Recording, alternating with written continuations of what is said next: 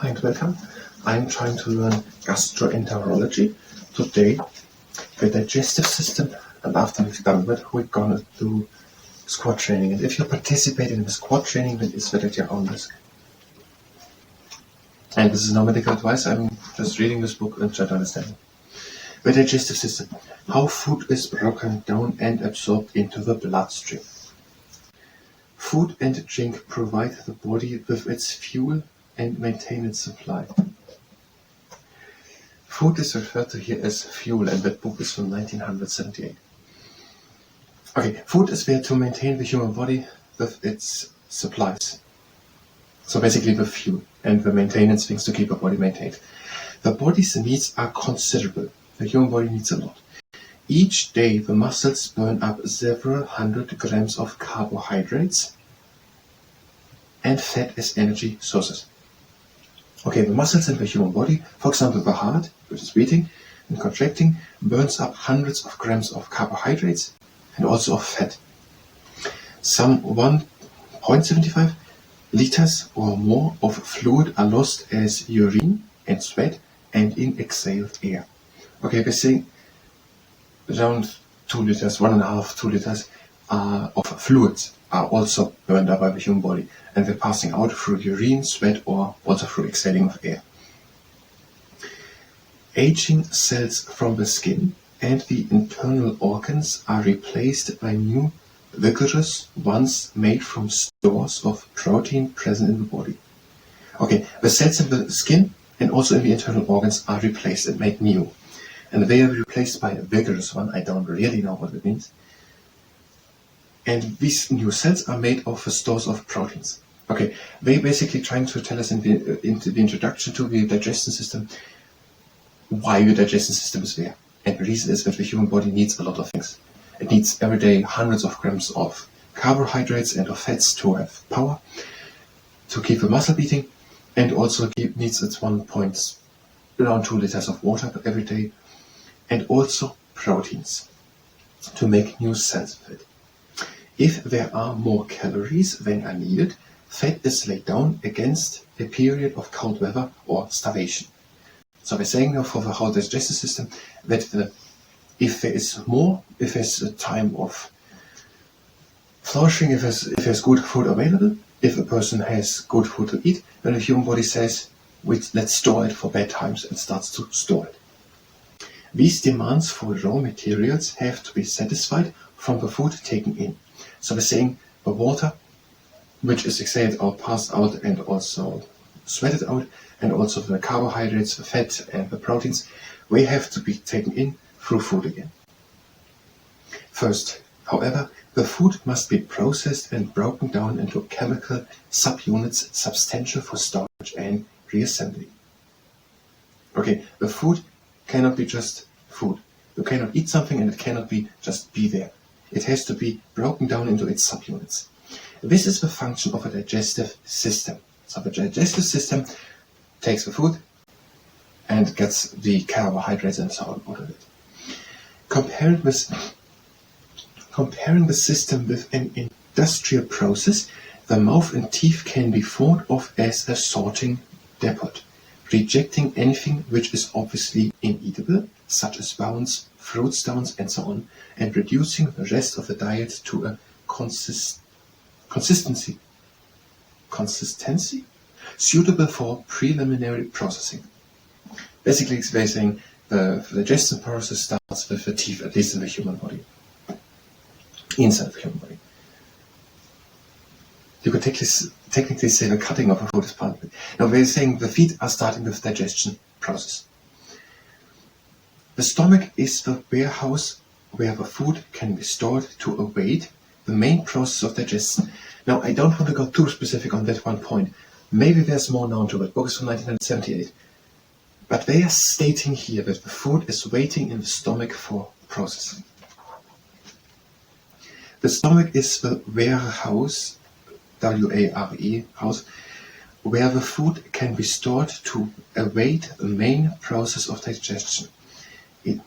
It's not completely literally meant. It's a bit written in a loose text, so it doesn't have to be technically it waits there, because You can also say the main process starts when in the intestine, and not in the stomach itself. I don't know if the stomach is part of the intestine, but you know what I mean. The 7 meter length of small intestine forms the conveyor belt along which the food passes in peristaltic waves, waves that constantly expand and contract as it is split into its chemical constituents. Constituents? Okay, it is in the stomach, and I would say where the digestion is also happening, but the main process starts when in the intestine, and it comes into the small intestine, after the stomach into the small intestine. That one is 7 meters long, if someone wants to take it out, which you should not do. And that the food is through peristaltic movement moved forward, so the small intestine is contracting, that pushes it forward, and then it also expands, I think. So basically there's a movement going which pushes the food slowly over these 7 meters forward.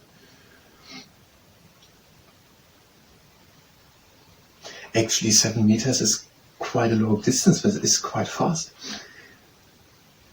Okay. The large intestine acts as the waste disposal plant. Okay, we're saying in the large intestine the digestion goes on or not, but basically it goes then more and more over to just the waste, what is not used by the human body. Teeth and saliva. In common with most mammals, men, so that means humans, man and woman, have 2 sets of teeth. The first set are the 20 milk teeth that appear between the ages of 6 months and 2.5 years. The second set are the 32 permanent teeth that replace the milk teeth between 6 years and the late teens, while the third molars, which are often called wisdom tooth, may be delayed until the mid-20s. The teeth of mammals differ from those of other animals, such as reptiles, in their ability to grind food between the flat surfaces of the molars at the back of the jaw. Okay, first thing, humans have no teeth when they are born, and when they get from 6 months to 2.5 years, they get 20 milk teeth, and they then fall out and are replaced through permanent teeth, 32, during the ages of 6 to 16 something, 18, and then they're also coming, by most people, up to 4 wisdom teeth.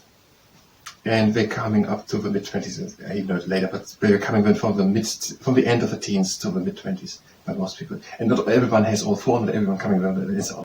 But mostly between the late teens and mid-20s are coming up to 4. The teeth of mammals differ from those of other animals, such as reptiles, in the ability to grind food between the flat surfaces of the molars at the back of the jaw.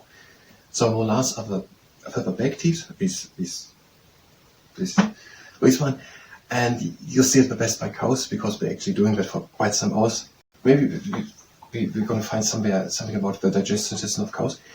They are chewing very, very long cows, and they're cowing a second time. They're chewing a second time, and so humans have these back teeth, and then they can chew on the food long. Is that the reason why? But we said most mammals. So what about dogs? So basically, we are here on the lookout in Gastroenterology for some written also about the dog's digestion teeth system, and also about cows, to compare them, to learn from the differences. Okay, but they're saying humans have these molars, and with them they can chew on food, and cows or cattle do it a lot. In medieval times, when food was much coarser than today, people used this grinding function to such an extent that they wore their teeth down to the gums. But in the absence of sugar and refined flour, they were far less troubled with dental decay. So they are saying here that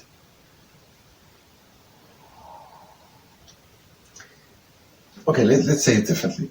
It is possible to chew the teeth down, and I'm pretty sure that I saw it by cows. So the teeth can be used slowly off.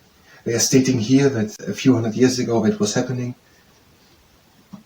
We're going to try to find that out in history or in archaeology, if it's actually true. Whatever, the teeth have the ability to be chewed down. I'm doubting that it can happen. But we're going to clear it later. Okay, we're basically saying they can chew on it, human beings. Indeed, one of the most striking effects of civilization on humans, on men and humans, is that the bland modern diet destroys the teeth. So we're also saying that people were not eating so much sugar, and sugar is the main reason. It's the main food for bacteriums in the mouth to do the caries, to eat the teeth away. And the problem is that human beings basically eat. Now, civilization is also here in quotation mark.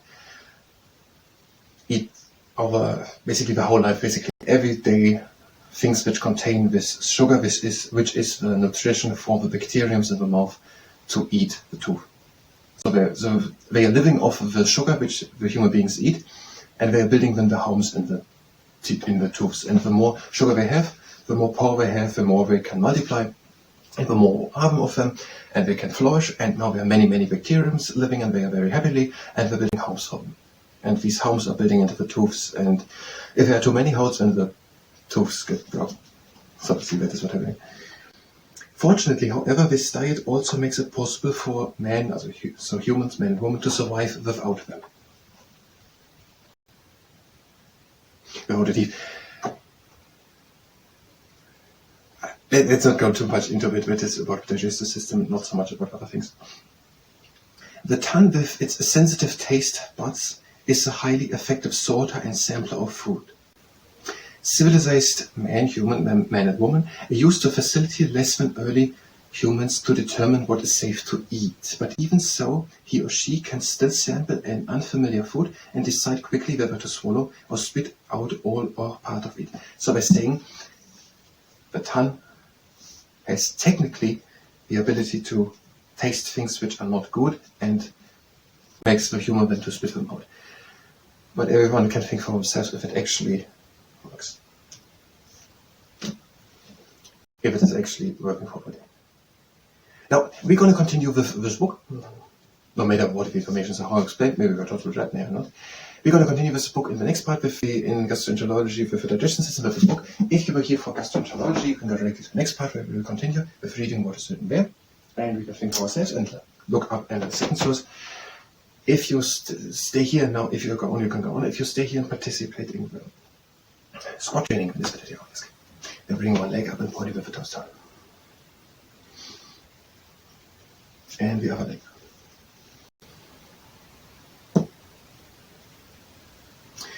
And now,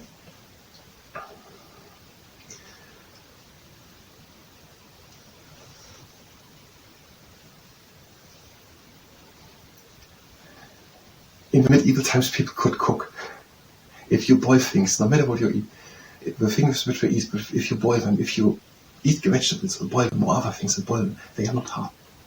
And you don't chew them for half an hour. Whatever you are eating. And most of the things are pretty similar to them which I eat. Let's talk about that in another part. But I wanted to tell you this because I cannot concentrate on the next exercise. We're doing squats. We're doing 12 squats. So we're going down and up.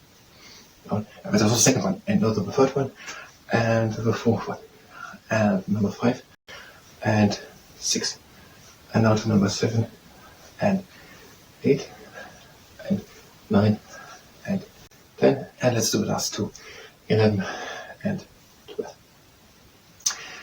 And now, the 6-back squat squeeze. Down into quarter squat and press against the top of the leg with the weight. And on the other side press. And go down into half squat and press on the middle part of the leg. And on the other side. And down into 3/4 squat and press close to the knee. And on the other side. And now onto the fastest giraffe of a water pond. Press against the knee and go towards it. On the other side. Press against the knee and go towards it. Or not. Press. Go towards it. And again. Press. Go towards it. Down into foot squat. Arms to the side. Over to one side. Press against the leg and look up to the head. In the middle. Out to the other side. Press against the leg. Look up to the head. And up. And take one leg at the ankle. Make a straight back and point the finger down to the ground.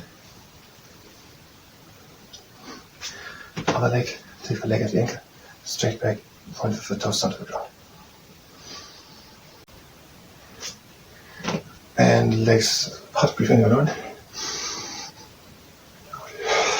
And again in and out. And again out. Now, it was leg in, no, it was a core training. I think very much in the next time.